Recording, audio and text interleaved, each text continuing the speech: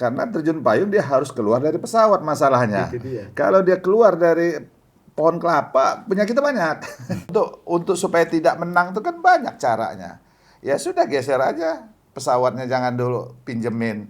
Geser aja payungnya, jangan dulu pinjemin. Itu dia. Nah, inilah hambatan-hambatan kita.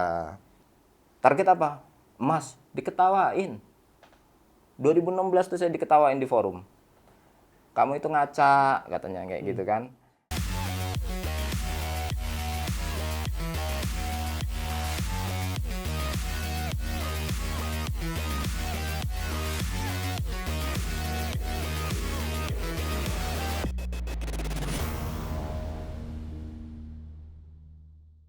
Assalamualaikum warahmatullahi wabarakatuh. Waalaikumsalam warahmatullahi wabarakatuh. Salam sejahtera buat kita semua. Tabik pun. Iya, Bun. Iya, Bun. Dan salam olahraga. Jaya. Jaya. Jaya. Pemirsa Koni Podcast dimanapun Anda berada, jumpa lagi kita di dalam obrolan olahraga. Kali ini kita akan membahas tentang cabang olahraga terjun payung. Kita ketahui cabur satu ini adalah cabur unggulan bagi Provinsi Lampung ya, yang kemana selalu memberikan atau selalu menyumbangkan medali. Dan yang terdekat, yang paling anyar kemarin di PON Medan Aceh, kita menyumbangkan 2 emas 2 perunggu Ya. ya, di Aceh kemarin. Nah, seperti apakah ke depan berkaitan dengan PON 2028 maupun nanti kita menyongsong PON ke-23 tahun 2032, karena Lampung, Banten akan jadi tuan rumah.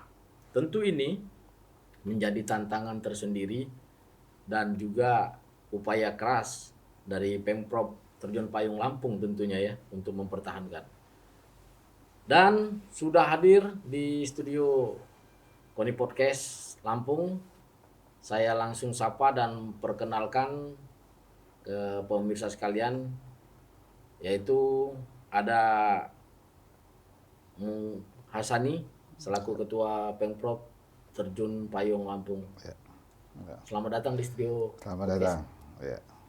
Gimana kabarnya, sehat? Alhamdulillah seger bugar. Segar bukan ya, boy penerjun ya. Ya. Jadi penerjun itu butuh nyali ya. Kalau kita ngeri walaupun ada payungnya kan. Kalau nggak biasa ya, kalau nggak terlatih ya. Ya. Hasani ya. Betul. Dan juga ada Bimpres. Di sini sebagai Bimpresnya ada Mas Dwi Ari Setiawan. Siap, Selamat datang di Koni Podcast. siap. Terima kasih. Kita akan membahas dan kita ngobrol bincang-bincang santai bagaimana kita ke depan, karena tadi saya sampaikan terjun payung ini adalah cabur andalan juga bagi Lampung. Siap. Baik. Saya mulai dari ketua dulu nih. Iya. Ketua ini ngomong-ngomong nih ketua. Hmm. Sebenarnya ketua dulu memang punya hobi atau memang basicnya atau memang sekolah di dunia terjun payung ini? Ya. Kalau terjun payung kebetulan saya tahun 89 setelah lulus SMA itu ikut pendidikan khusus terjun payung. Itu di Margahayu Bandung, angkatan 108. Tahun 89. Cukup lama. Memang punya pengalaman dari sana. Ya, memang diawali dari remaja. Ya. Kalau dari Mas Dwi sendiri, gimana dengan tentang dunia terjun payung? Sama. Jadi kebetulan kalau saya sekolahnya, background saya penerbangan. Oh, penerbangan. Ya, saya sekolah di Adi Sucipto. Kebetulan senior saya juga banyak yang penerjun. Jadi ya mau nggak, jadi ya tanya sebelumnya terjun itu kayak mana, terus kayak mau ngikut itu kayak mana. Dah dari situ ya udah baru ngikut kita terjun. Jadi hobi, jadi ini. Siap. Iya. Tapi saya rasa itu bukan kebetulan kali. Itu kayaknya sudah ketentuan gitu. Iya. Karena kata bahasanya itu ya kan, itu tidak ada kebetulan, tapi semua sudah ada ketentuan. Berarti ketentuan di kesana. Dan mungkin pertemuan antara Pengasani dengan Mas Dwi ini juga sudah ketentuan juga ya. Ya. Sehingga bisa menorehkan prestasi untuk Lampung. Nah, kita kembali ke persoalan prestasi ini. Pengasani, kemarin kita kan mendapatkan 2 emas, 2 perunggu. Tentu hal itu kan tidak semudah itu dicapai. Betul. Pasti ada kendala ataupun risiko yang memang harus dihadapin. Kalau risiko pastilah ya. Kalau risiko. Nah, kendala-kendalanya mungkin ke depan supaya kita akan lebih baik lagi nih. Apa aja sebenarnya yang jadi faktor-faktor utama sehingga kita bisa untuk mempertahankan Lampung kembali meraih medali emas kembali. Ya, terima kasih. Kalau kendala, saya rasa semua cabur mempunyai kendala. Betul. Dan kendalanya itu kan berbeda-beda. Nah, tinggal sekarang bagaimana kita mengatasi kendala tersebut. Ya. Nah, kembali ke masalah terjun payung. Terjun payung kan termasuk olahraga yang tidak umum. Ya, artinya tidak semua orang bisa melakukan. Betul. Ya, karena dia butuh latihan-latihan yang intens, kemudian butuh juga persiapan, terutama mental, ya kan. Ini yang harus kita pahami, ya, insan dari olahraga. Dan juga terjun payung ini kan tidak ditonton rame seperti sepak bola. Jadi orang-orang awam tuh banyak yang nggak paham.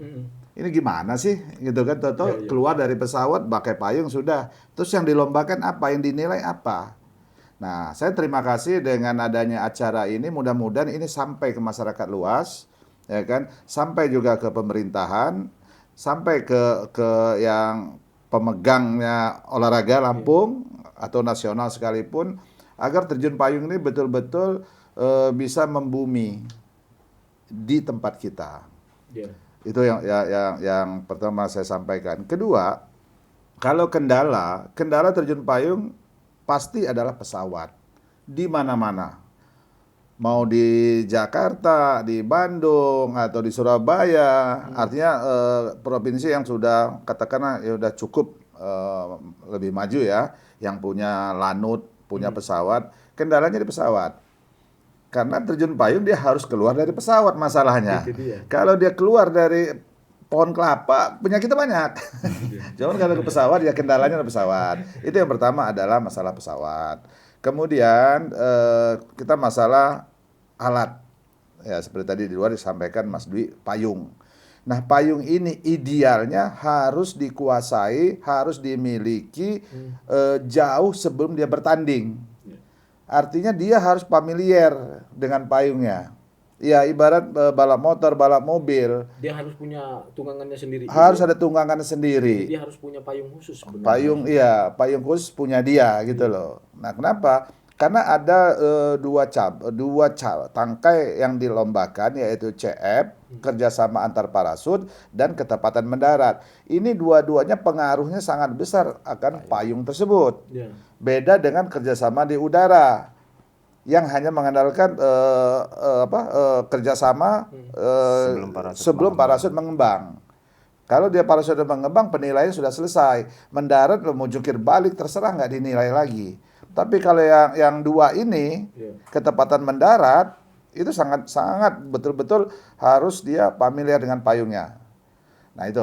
Jadi kendala kita apa? Ya payung itu tadi. Namun kita diuntungkan sebagian besar atlet kita memang dipinjami oleh klub atau satuannya untuk memakai. Namun hal ini kan nggak bisa terus-menerus. Ya kan, kita nggak bisa ketergantungan. Karena apa? Ini persaingan.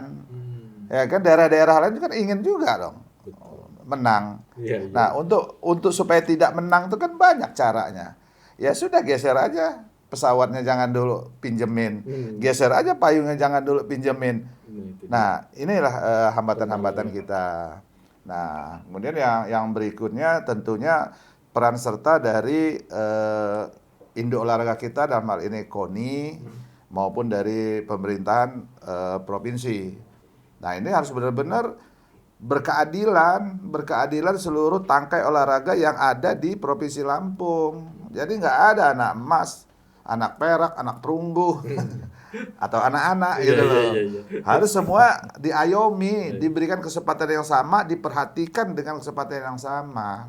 Ini yang harapan kami seperti itu gitu loh ke depan. Tapi kalau perhatian nampaknya KONI kita punya perhatian. Tapi kalau untuk pemenuhannya itu yang belum kali ya. Ini ada sedikit cerita, mudah-mudahan nih Pak Gubernur ini juga ngedengar nih, gitu kan ya. Nah, kami ini untuk kelas indoor juara nasional.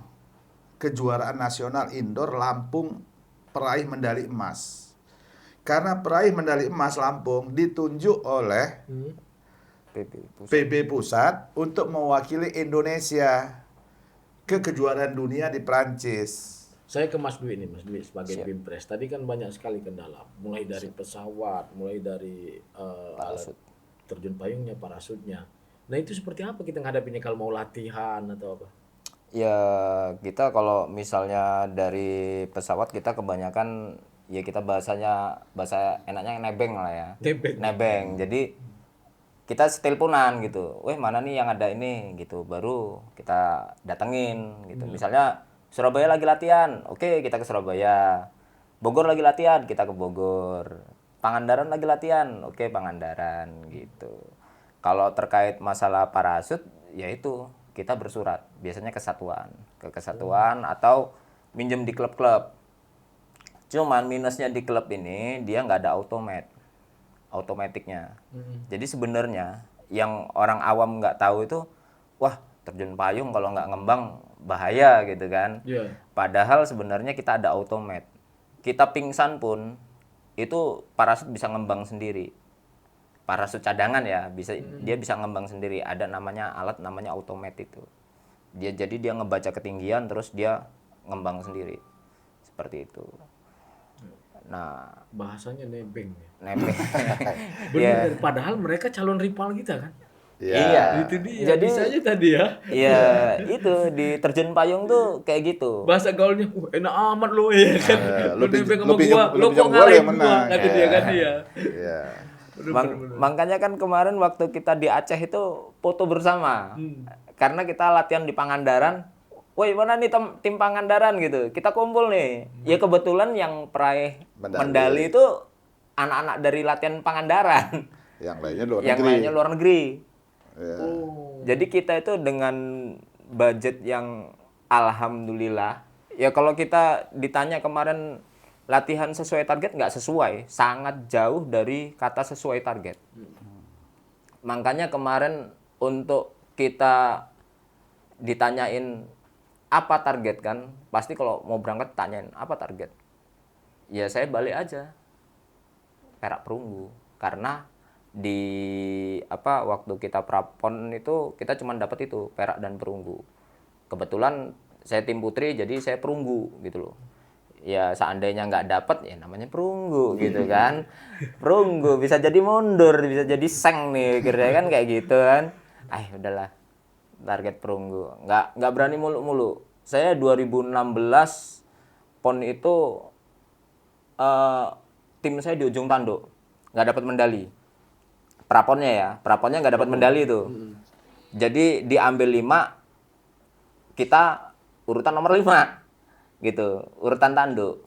Ditanya tuh waktu itu, target apa? Emas, diketawain. 2016 tuh saya diketawain di forum. Kamu itu ngaca, katanya kayak gitu kan. Harusnya ngaca, lihat di prapon itu kamu dapat apa, gitu loh. Ya cuman, ya saya, ya bismillah aja lah, optimis gitu.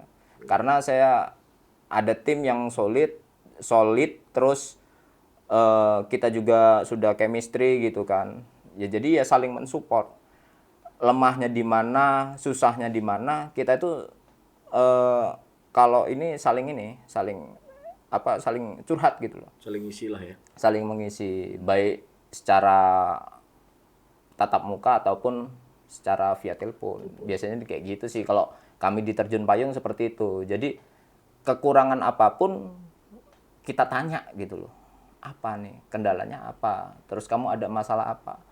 Nah itu kalau biasanya yang saya apalagi kemarin PON Aceh itu kan saya diberi keluasan seluas-luasnya sama Pak Hasani. Pokoknya tim putri nggak ada yang boleh ngotak-ngatik kecuali Dwi. Kemarin tuh udah kayak gitu. Jadi yang berhak ngomong itu cuman saya gitu. Yeah. Yang berhak ngasih sesuatu itu cuman saya. Itu dari Pak Hasan itu. Jadi ya udah. Jadi ya tim putrinya juga seneng. Terus ya saya juga ya enak aja. Jadi kalau saya sama tim putri ya lu ada masalah ngomong, kalau nggak ada masalah ya udah kita happy ya. Ya. Gitu. Nah, ini balik lagi. Saya ke ketua ini. Kemarin kan kita untuk memotivasi atlet kita. Kemarin juga kita memberikan apresiasi ya kemarin. Satu atlet itu 1 hektar. Ya. Iya. Nah, ini kan motivasi ini. Iya. Artinya kan ini supaya mensupport juga Betul, yang lain. siap. Nah, ini kita menjelang 2028 ini nih. Tidak lama lagi nih. Di PON ini sendiri nanti kalau dari Bang Hasani sendiri apa targetnya? Kalau target sih kita mungkin yang kelas baru ini ya, kelas baru kita ikuti maksudnya, yang kemarin ikut kejuaraan dunia, mudah-mudahan nggak lepas. Maka itu saya selalu berharap kepada pemerintahan daerah, ini atlet terjun payung ini unik, dia nggak seperti yang lain, gitu loh. Ya mungkin mirip-mirip sedikit lah, tapi nggak ini amat. Kalau kata satuannya ngelarang, tanda kutip, Iya. kan bisa saja itu bubar. Nah, ngelarang ini bukan berarti tak usah, tapi nggak ditugaskan di tempat lain aja sudah namanya menghambat. Iya. Kan seperti itu kan. Nah, ini harus kita jaga selalu. Nah, kemudian kalau bicara target, insya Allah minimal ya kita bisa tetap mempertahankan medali yang PON kemarin. Syukur-syukur dengan kelas yang baru ini kita bisa tambah gitu loh. Syukur-syukur seperti itu. Tadi tetap kita emas ya targetnya. Insya Allah kita tetap gitu kan. Jadi walaupun sarana prasarana minim, prestasi tetap. Tetap Semangatnya bisa. tetap, Ya. Jadi, baik. Nah, artinya di 2032 sendiri. Nah, itu apalagi kita menjadi tuan rumah nih nanti di PON 2032 bersama Banten. Betul. Punya target juga kita. Ya, tolak ukur 2032 tuan rumah itu harus dari sekarang. Saya katakan harus dari sekarang. Iya. Bagaimana kita apa ya? Karena untuk terjun payung ini kan nggak selalu prestasi nilai itu stabil itu enggak. Iya, iya. Itu kan beda dengan cabur yang lain. Kalau tinju ya sudah lo lawan apa ya bakal kalah, lo lawan gue nanti besok gue hajar lagi kalah. Tapi terjun payung enggak seperti itu. Bisa jadi mereka sudah optimal semua ini termasuk sarana, tapi faktor alam juga. Faktor alam. Nah, inilah pengurus itu harus benar-benar apa ya? Harus komunikatif juga yang seperti kata Mas Dwi tadi. Kembali ke bicara Mas Dwi tadi. Memang betul. Kenapa? Karena kalau udah dunia terjun payung kan kadang-kadang ada orang teman tim lain yang mereka berkenalan, memang temannya gitu loh. Menyampaikan saran, "Oh, harus begini, harus begini, harus begini." Nah, kalau penerjun ini nggak kuat mentalnya, ya bisa aja dia ngikutin. Nggak tahu sebenarnya itu strategi yang salah. Nah, makanya betul kata Mas Dwi tadi. Nah, untuk satu tim ini lah, Lewi, pokoknya nggak ada urusan yang lain. Nggak boleh banyak tangan. Nggak boleh. Walaupun dia tuh ahli bagaimana bisa terbang sendiri, janganlah. Udah lu aja gitu loh. Kira-kira begitu. Nah, kembali yang 32, saya berharap KONI betul-betul dari sekarang ini bisa memfasilitasi kami, bisa melihat kami bagaimana persiapan ke depan, ya kan, terutama atlet. Ya jujur saya kemarin tuh bukannya ria, satu orang saya kasih 1 hektar. Ya itu saking bangga senang kita, ya kan, yang kata Mas Dwi tadi nggak terlalu ditarget, kita bisa all out di sana gitu loh. Nah dengan harapan juga ini untuk pandangan mereka. Ini kalau di Lampung ini bonus tidak 1 sen pun atau 1.000 kita potong. Kita potong nggak ada. Bonus atlet itu Rp1.000 pun tidak ada yang kita potong, ya kan? Begitu juga latihan dan sebagainya. Justru kita tambah, gitu loh. Supaya apa? Ya supaya mereka lebih yakin, lebih mantap, lebih enak tinggal di Lampung, gitu loh. Iya, iya. Karena atlet terjun payung ini nggak ada yang di daerah. Mereka rata-rata di satuan. Ikut kesatuan. Ikut satuan gitu loh. Kalaupun sipil ya tetap aja mereka menginduk ke sana. Nah, ini adalah satu trik kita bagaimana daya tarik di Lampung bukan cuma dapat emas gitu loh. Kita dapat kebun. Nah, dan ini sebagai wadah pemersatu kita untuk happy kita gitu. Dan alhamdulillah dengan adanya kebun gini komunikasi kita terus berjalan. Begitu kira-kira. Karena dia ada yang ditengok. Ada yang ditengok di Lampung. Baik. Ya. Tidak terasa kita ya di ujung waktu. Tapi sebelum itu sebagai closing shotnya, mungkin apa yang ingin kita sampaikan dari Mas Dwi dulu nih. Tentunya menyangkut tadi ya, sarana prasarana kita ini? Kalau saya sih ya dari dulu sama, Sama. minta adanya perlengkapan lah. Setidaknya ada tulisan ya itu yang dulu Koni sampaikan. Paling enggak terjun payung Lampung tuh ada tulisan di parasutnya Lampung gitu. Nah ini kan yang sampai sekarang mana nih gitu loh, mana nih gitu ya. Karena kita diberi bantuan ya hanya bisa ya segitu gitu loh. Apa ya yang alat yang kita bisa beli itu ya hanya segitu. Standar tapi. Standar hanya altimeter, alat penunjuk, sepatu, Kamera juga itu ya, betul. kamera. Ya hanya yang seperti itu. Maksudnya yang utamanya yang parasutnya aja kita nggak punya gitu loh. Ini yang sampai saya tunggu sampai detik-detik ini nih kapan ya kita dapat gitu loh. Yang janji-janji Minggu depan kayaknya. yang dari dulu dijanjikan ini kapan ya gitu loh. Itu sih. Ya cuman kan ya nggak tahu ya karena kan Koni kan silih berganti ya kepengurusannya, semoga di kepengurusan ini dipenuhi. Itu aja. Semoga terkabul ya. Siap. Semoga tercapai Amin, melalui amin. program ini. Nah, ketua sendiri nih sebagai pemungkas nih, apa yang ingin kita sampaikan, baik itu harapan ke depan maupun kita mengajak masyarakat, ayo berolahraga terjun payung. Ya, kalau untuk masyarakat umum, saya berharap artinya lebih mengenal terjun payung.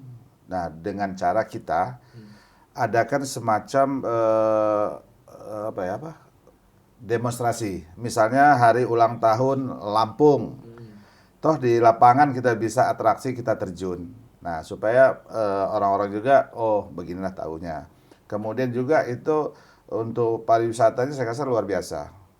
Apalagi kata Mas Dwi tadi, kalau kita ikut terjun di luar kan ada tulisannya Bogor, ada tulisannya Kopassus, Marinir, ya kan, Jabar, ya kan, Citylink.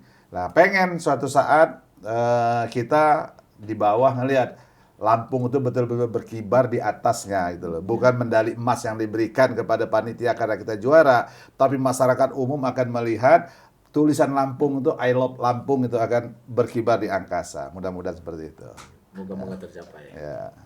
Terima kasih Mas Dwi dan juga Bang Aseni. Siap. Dan pemirsa Koni Podcast Lampung, demikian tadi obrolan kita. Semoga ke depan dunia terjun payung kita semakin jaya. Jaya di udara, jaya di laut.